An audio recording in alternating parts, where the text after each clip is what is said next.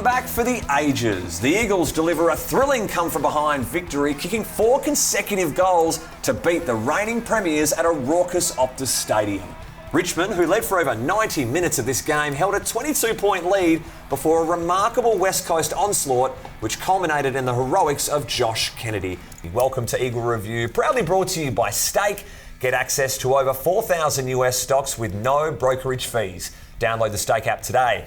Tyson Beattie, you are back and hopefully better than ever after your week of doing very little, where I carried you for yet again another Eagle Review. Talk to me about how important this game was in Eagles history. Well, I think it's in the top 3 games won in the home and away season in the West Coast Eagles history. All right, well, name them for me. Okay, so the Geelong comeback in 06, that remarkable comeback against the Cats. Hard to top. The second one, probably Jeremy McGovern's after the siren goal against Port Adelaide in 2018. And I think this is the third best after that. And probably because the context of the season, how important this was. 7 versus 8 on the ladder, taking on the reigning premiers, the Tigers, who had found so much form in the last few weeks. It was a remarkable victory. Well, just to be there at the stadium was unbelievable. 50,000 fans packed it and they were rocking, and especially because it was a makeshift fixture. It was meant to be the bye. Sunday night, a lot of people could have thought, I got work tomorrow, can't be bothered, but they came out in droves. Yeah, the atmosphere was absolutely electric. I mean, it was as loud as it's ever been at Optus Stadium. You felt tingles at the end when the final siren went. And look, you know, the two teams have covered the last 4 flags in the AFL, and here we are, level on points on the ladder, so much to play for. The Tigers had won 3 on the trot, and they'd captured their style of play that they were so successful in these last few years. Plus 4 goals from turnovers, ranked number 1 in the AFL over the last 5 weeks. They were controlling the ball at their back half, and their aerial dominance and ball movement was absolutely sensational. Yeah, their intercept marking was like us, really, throughout the game. They were plucking them very well for an undersized backline. But they didn't quite make us pay for it on the scoreboard early. No, they wasted a lot of opportunities. And again, it was West Coast accuracy that was their staple mark. They were 13-7 on the night. A lot of those really difficult shots they couldn't miss early. And how about these 3? So Waterman, Allen, Cripps. Massive composure from these youngsters. They kicked final quarter goals with a lot of pressure on them. They had 6 marks inside forward 50 in the last quarter, and eventually the damn wall kind of broke for the Tigers. Yeah, and at the 10-minute mark of the 4th term, look at this stat, 2.5% chance probability of victory for West Coast Eagles at that point. Not a lot of hope there. However, we managed to get it back to within 1 goal. And then let's have a look at the last play. This is the big moment of the night. It starts with Barras. He gives it to Harry Edwards. So the important thing here, TB, is he just goes. He plays on. It was a bit like Gov in the 2018 final. He knows Richmond's defence won't be as set up if he goes quick. Liam Ryan uses the body, not paid for a free kick this time around, unlike the Bombers game. And how far is that kick travel, do you reckon, TB? Or maybe 15. Big stretch, but you don't want it in anyone else's hands, bar Josh Kennedy, probably the best snapper of the ball in the Eagles side. That's a remarkable snap from that distance. And Simo said, look, that was actually the best distance for him to make that snap. He's so good at it. We see it at training all the time. Absolutely brilliant. Look, he was fresh from last week's hiatus. He took a week off. 4 straight goals, 6 inside 50s. Darling, Ryan and Allen were pretty quiet by their lofty standards. It was actually the 100th win Nick Nat and JK had in the team together. Good stat. Here's another one from Sir Swamp Thing. He actually overtook Pav as the leading goal kicker outside of Victoria in AFL VFL history with 510 majors. Massive effort. But there was plenty of quality that stood up, not just JK as well. Tom Barras, that final quarter, unbelievable.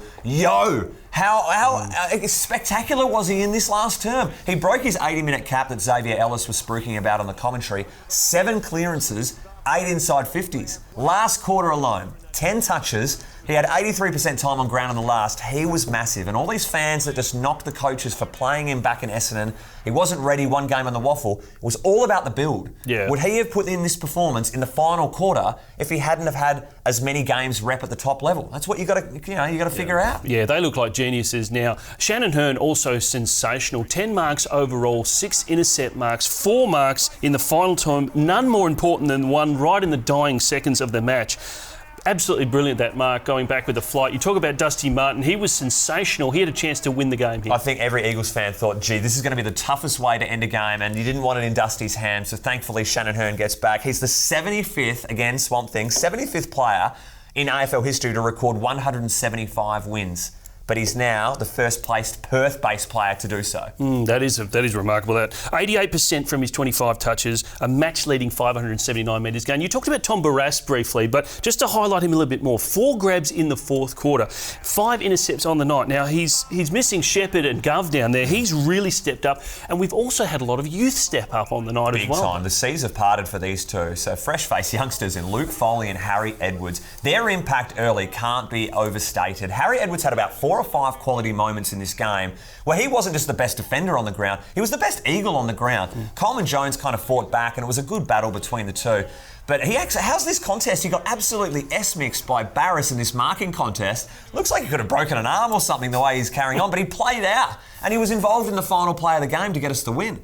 Gutsy stuff from the youngster. And let's touch on Luke Foley. So both these boys under 6 games experience. That was his best game in West Coast colours. 22 disposals, 5 rebound 50s. The 4 intercept marks were the most impressive. The boys reckon he reads the game so well, and that's what you need, another intercept marking defender down there. Could this be the NAB Rising Star winner of round 13? Or has he been trumped by another teammate? Well, he could, because Luke Edwards, unbelievable in his second game. 27 disposals, 4 inside 50s, 11 touches in the fourth quarter, and he set up a really crucial goal in that final term as well. Now, we pumped him up last week. He's 2 games in. You got Shuey and Kelly returning very soon. He's going to be stiff to miss out, isn't he? Yeah, big time, because Sheed was in the best the week prior, and Redden's had another 32 and 7 clearances. There's some tough decisions to be made, and whether they can move forwards around to play wing and keep Luke Edwards in this side, it's going to be tough to miss out. What about the midfield battle the ruck battle rather, between Nick Nat and Chol? I thought Chol was really good early, and then Nick Nat, big boy, just steps up. He put his foot down, didn't he, with 31 hit-outs and 5 clearances. 7 score involvements was the most impressive stat. I mean, he was involved in the 2 opening goals from JK that really kept us right in the contest. But this running goal here, that is a tight window. That should be a nominee for goal of the round. Not many ruckmen can pull that off. No, absolutely brilliant. Now, we've got a bye this week. Going into the bye with 2 wins. Need another week off, do you, champ? No, the team has the week off, and that's a great rest opportunity for a lot of players. No Eagle review next week, or do you want to talk about your 5 premierships? What are we going to review, your 40th? Or your North Beach premierships, 5 in a row? Oh, yeah, all-time audience to tune in for that one. Right, okay. And we also been an hour-long show, too. We also have a possible roast of the year in the pipeline, a real stitch-up on you, so just be warned. Yeah, can't wait for that one. All right, let's go to the roast of the round, courtesy of Steak. This is a weird start. We're going to go with a couple of good plays here. Dommy Sheed gets his head smashed into someone's buttocks. Blood rule. He goes, mate, I'm blood. Get me off the ground. Richmond had a 50-metre penalty and they were advancing, and West Coast were kind of caught on the heels. It slowed the play down. That is clever stuff from Dommy. And while we're on positive pump-ups, the decision from this boundary umpire is unbelievable. They've consulted each other. He goes, mate, I think it's a bump ball. Yep. You can't even tell in the slow-mo if it's a bump ball. That is unbelievable real-time call. Kept the ball inside forward 50. Couple of glowing roasts. I feel a bit weird doing this, so let's clip this guy, this umpire here, this tackle. If you're a Tigers supporter, I'm sorry, it's the fourth quarter. What else are you meant to do? Oscar Allen is being turned in that tackle. I mean, I think he felt bad. He was like, I'm going to miss this on purpose and keep it a close game, because that was a stinker. Now, we don't want to roast the umpires too much, but one more from him as well here. I didn't like this one into the back here. Josh Rotham, now it's a 50-metre penalty. This is pretty soft when you look at it. He's barely touched his shoulder on that. You wouldn't knock my 90-year-old grandmother out of her frame when that one, TB. That is as soft as it comes. Now, Jack Darling, very quiet on the night, but he did have an interesting play here where he was able to head the ball forward. Euro 2020 going on at the moment, and this would be a nomination in that for sure. I like it. Now, we're going to go over to BT. Is he back? Oh, he's still having a bit of a mare with dates and public holidays. Have a listen to this one. X said it's not a public holiday in Perth today, or for tomorrow. Yeah, good one, BT. Now, interesting proposal in the crowd on Sunday night. Hey, look, you miss 100% of the shots you don't take, and I'm sure that girl is still left wondering what the answer is. Now, Andrew Gaff, couple of broken tackles here, Dusty's freak goal, but then got another opportunity later with Jake Hart's, another broken tackle, 2 Tigers goals in that quarter where Gaffy, if he stuck the tackle, I think that's avoided. Now, Richmond, obviously a tough loss, but made even worse by the fact that their property truck actually broke down at the end of the game. They had no way of getting their property to the airport. Our property manager, Teddy Roberts, a Waffle legend, he offered to drive his property van and all the Richmond gear out to the airport for them, and on his birthday. Unbelievable scenes from the great man. Yeah, certainly delivering more than he did when he was the Waffle operations manager in a grand final one time. Winner of the Simpson Medal for this afternoon's match is number 8, South Fremantle, Toby McGrath.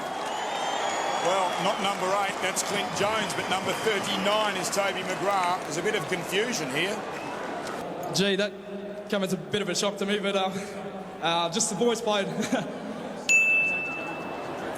I think they might have made a mistake here. So poor Clint, he's had 4 touches.